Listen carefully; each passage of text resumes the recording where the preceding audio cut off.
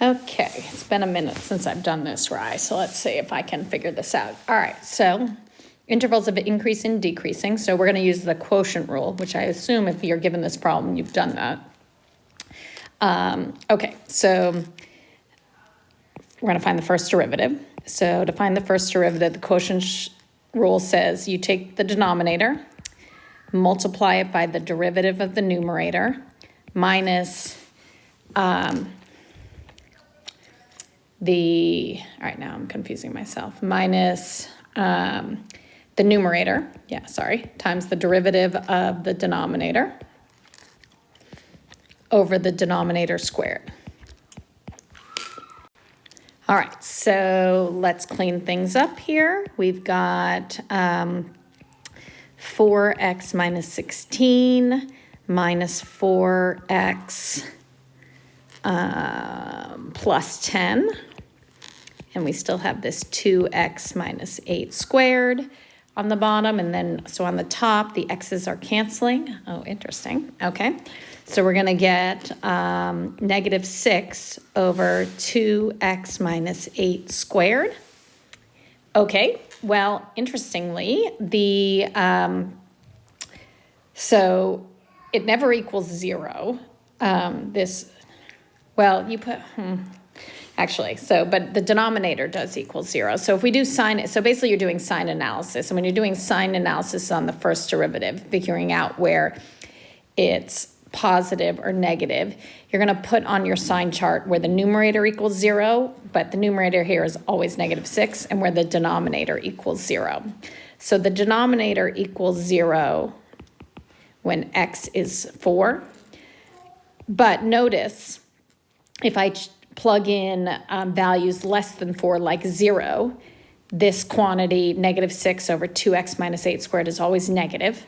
And the same on the other side of negative 4. So it's always negative here. Again, because the numerator is negative and the denominator, because it's squared, is always going to be positive. So it's always decreasing, so never increasing. So it's decreasing from negative infinity to infinity. Okay, so, and because there's no change from increasing to decreasing or decreasing, increasing, decreasing, or decreasing to increasing, there are no local extrema.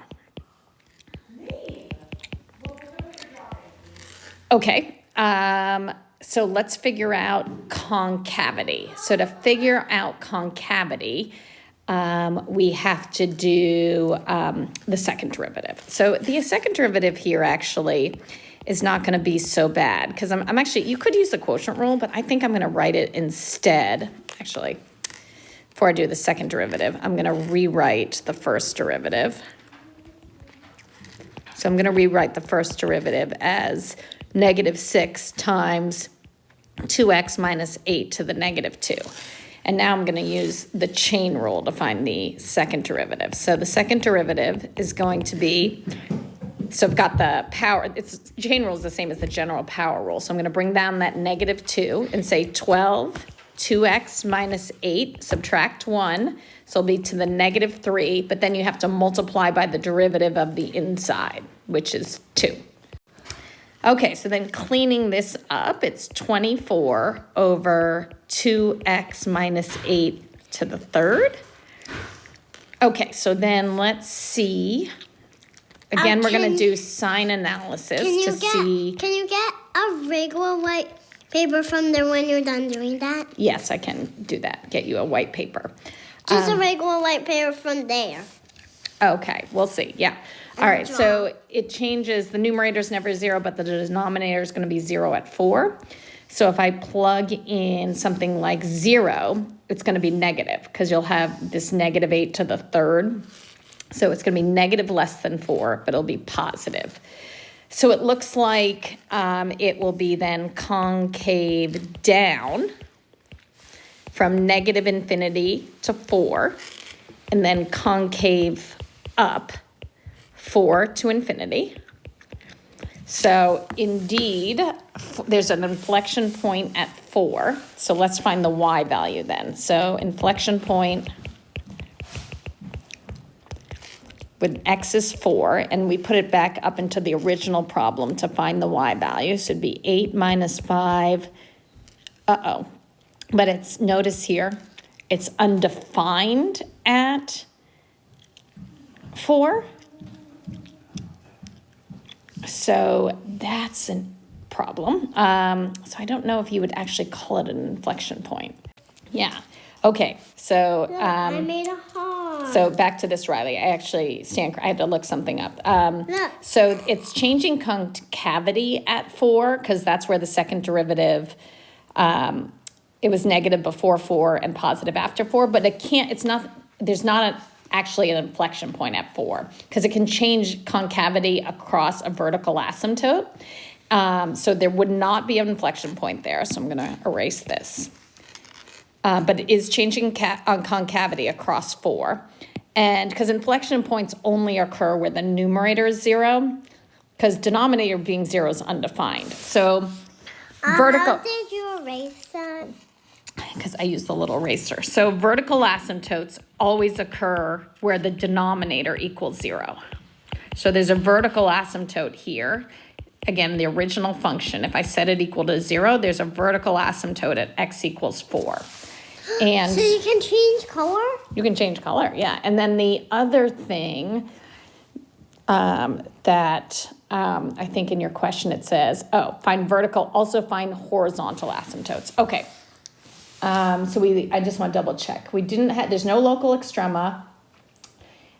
It's always decreasing, we said. And then we also said that where it's changing concavity, no inflection points. Okay, we did the vertical asymptote, now horizontal asymptote. So there's 3 situations for a horizontal asymptote that you probably talked about. One is if the degree of the denominator is greater than the degree of the numerator. By degree, I mean the highest exponent of variables raised to. So in this case, in our function, the numerator is degree 1 because you only have x to the first power, and same with the denominator. So it's not this case, but if the degree of the denominator were greater, the horizontal asymptote would be y equals 0. But the other situation, which is what we have here, is if the degree of the denominator is the same as the degree of the numerator. So in our case, they're both the highest that a variable is raised to is to the power of 1.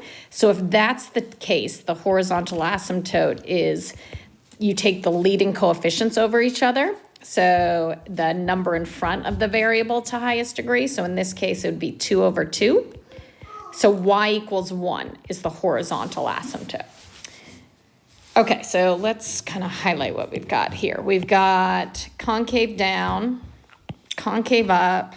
We've got a vertical asymptote and a horizontal asymptote. Why do you do yellow?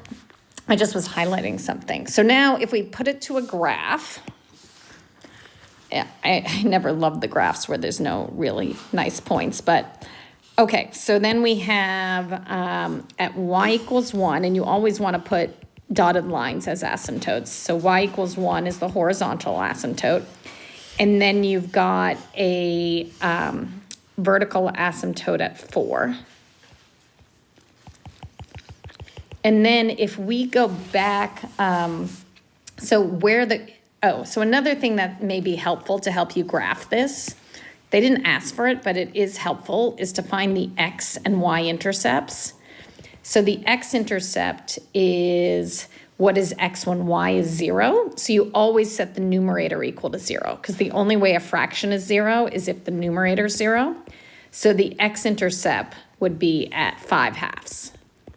So I've got an x-intercept at 2.5, 0.